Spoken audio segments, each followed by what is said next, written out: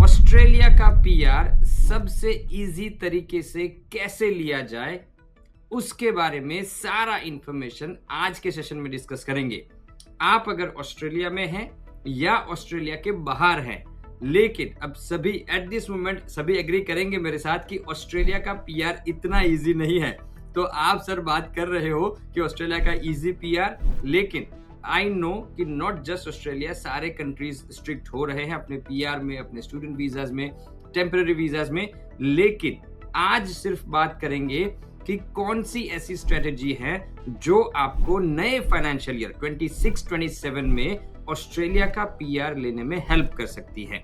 अब ये जो करंट फाइनेंशियल ईयर है ऑस्ट्रेलिया में ये फाइनेंशियल ईयर 1 जुलाई से 30 जून तक चलता है। तो अब ये जो फाइनेंशियल ईयर ये जो था 2025-2026 का, this financial year is going to end very soon, बहुत ही जल्द खत्म होने वाला है।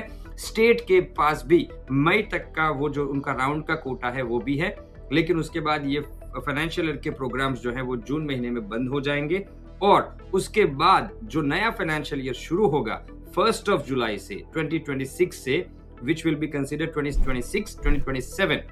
अगर उस फाइनेंशियल ईयर में पीआर की प्लानिंग करनी है तो कौन से ऑक्यूपेशन ऐसे हैं जहां पे आप अपना जीएसएम 189, 190 या 491 में इनविटेशन ले सकते हैं, या फिर ऐसे कौन से पाथवेज हैं जहां पे ऑस्ट्रेलिया का डायरेक्ट पीआर ले सकते हैं। ये सारा कुछ डिस्कस करेंगे, आपको स्टेप बाय स्टेप समझाऊंगा कि क्या क्या कर सकते हैं, कौन से ऑक्यूपेशन में अगर आप काम कर रहे हैं, कहा जहां पे आपको एक्सपीरियंस है, जहां पे आपके पास बहुत सारे ऐसे अभी ऑक्यूपेशंस बन चुके हैं जो आपको पता ही होगा, लॉट ऑफ कंस्ट्रक्शन ऑक्यूपेशंस की जहां पे कम पॉइंट्स पे इन्विटेशंस आ रहे हैं।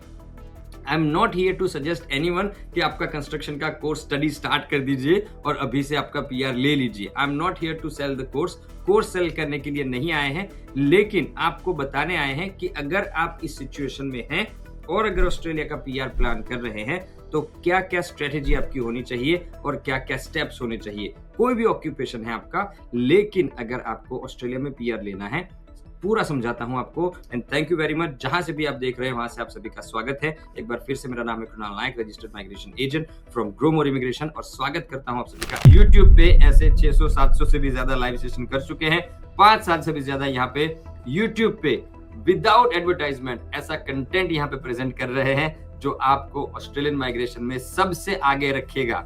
अपने आप को अगर ऑस्ट्रेलियन माइग्रेशन में सबसे इन्फॉर्म्ड, सबसे आगे रखना है तो प्लीज हमारे चैनल को लाइक और सब्सक्राइब कर दीजिएगा। ये है हमारा लकी ड्रॉ। अगर आपको हमारे साथ कंसल्टेशन बुक करना है तो प्लीज लकी ड्रॉ में पार्टिसिपेट कीजिएगा। अगर आप लकी विनर बनेंगे तो आपको फ्री कंसल्टेशन दिया जाएगा हमारे साथ। अब मैं आपको पहले जो स्ट्रेटेजी बताने वाला हूं, पहले आपको समझाना चाहूंगा कि right now what is happening in Australia. Australia में क्या चल रहा है? ऑस्ट्रेलिया में थोड़ा सा एंटी माइग्रेंट सेंटिमेंट चल रहा है। माइग्रेंट्स को कल्प्रिट बताया जा रहा है, स्पेशली इंडियन कम्युनिटीज या स्पेसिफिक कम्युनिटीज को टारगेट किया जा रहा है, एंड ये माइग्रेशन को थोड़ा सा ब्रेक लगाने की कोशिश कर रहे हैं लोग। There are some people, not everyone, लेकिन कुछ लोग। लेकिन अब गवर्नमेंट का जो मूड है, गवर्नमेंट का भी मूड पब्लिक सेंटिमेंट के साथ जाता है। तो जो पॉलिटिकल पार्टी ऐसा बोलेगी, फॉर एग्जांपल पॉलिन हैंसन की वन नेशन पार्टी है जो बोल रहे हैं कि हम इमिग्रेशन कम करेंगे, तो उनको ज्यादा वोट मिलने के चांसेस हो जाते हैं। तो यहाँ पे ये थोड़ा सा इमिग्रेशन का जो गेम है वो थोड़ा सा पॉलिटिकल गेम है, और इसको समझने के लिए ऑस्ट्रेलिया के पॉलिटिक्स को थोड़ा सा आपको समझना पड़ेगा। लेबर गवर्नमेंट जो भी सत्ता में है, उनकी स्ट्रेटेजी क्या हुई है जब से वो सत्ता में आए हैं।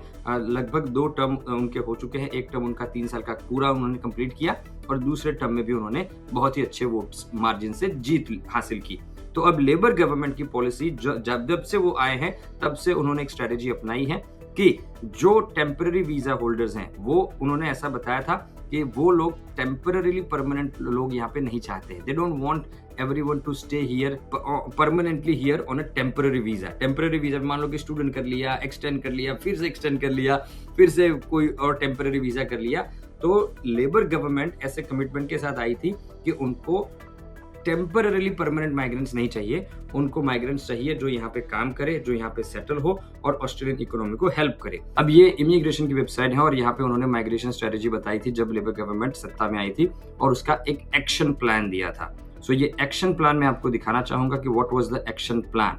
ये सारे उन्होंने 2023 से लेके 2024 और 24, 25 और उसके बाद कुछ डेट्स थे जो अनसर्टेन थे, जहां पे उनको पता नहीं था कि कब ये सारे चेंजेस लाए जाएंगे। सो बेसिकली ये जो सारे चेंजेस जो लेबर गवर्नमेंट को लेके आने थे, उन्होंने अपने प्लानिंग के मुताबिक वो सारे चेंजेस लेके आए हैं और कुछ चेंजेस ऐसे हैं जो वो लेके आने वाले हैं।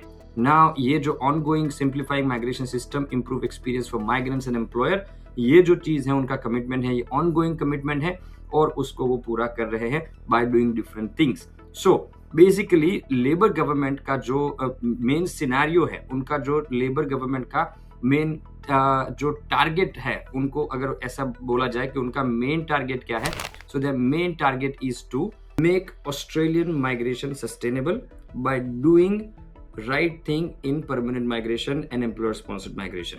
तो ये उनकी स्ट्रेटेजी थी, लेकिन अभी तक जो इम्प्रूवमेंट हमें दिखना चाहिए वो इम्प्रूवमेंट नहीं दिखा है। इम्प्रूवमेंट दिखा है लेकिन कुछ sectors, for example construction sector में दिखा है।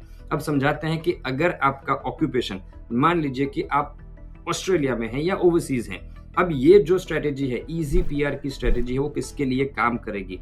वो उन्हीं कैंडिडेट्स के लिए काम करेगी right now in this 2026-2027 financial year. सिर्फ और सिर्फ उनको बेनिफिट होगा जो ऑलरेडी अपना ईओआई लॉन्च कर चुके हैं, specially in the construction sectors. अगर आप 189, 190, 491 के ईओआईस या 189, 190 या 491 के प्रोसेस में हो, अपने ईओआई लॉन्चमेंट के, अपने स्किल असेसमेंट के या उसके प्रिपरेशन के, तो आपको ये चीजें मेन ध्यान रखनी है। अगर आप स्पेशली ओवरसीज कैंडिडेट जो ऑस्ट्रेलिया का पीआर लेने के लिए ट्राई कर रहे हैं, हमारे अभी लास्ट आपको बताऊंगा कि लास्ट 10 इनविटेशन ऐसे आए हैं जो 65 पॉइंट्स पे आए हैं और वो भी ओवरसीज से आए हैं। लेकिन जहां पे ऑक्यूपेशंस ऐसे थे कि जहां पे स्टेट में 491 या फिर 190 या फिर 189 में जहां पे भी उस ऑक्यूपेशन में इनवाइट्स आए, उन ऑक्यूपेशंस में इनवाइट आए, वो सारे इनविटेशन 65 पॉइंट्स पे आए। अब अगर आप मिनिमम पॉइंट्स पे हैं और अगर आप ऑस्ट्रेलिया का पीआर इन तीन कैटेगरी में 189, 190, 491 में टारगेट कर रहे हैं, तो आपका occupation one of that occupation होना चाहिए जहां पे 65 पॉइंट्स पे इनविटेशन पॉसिबल हैं।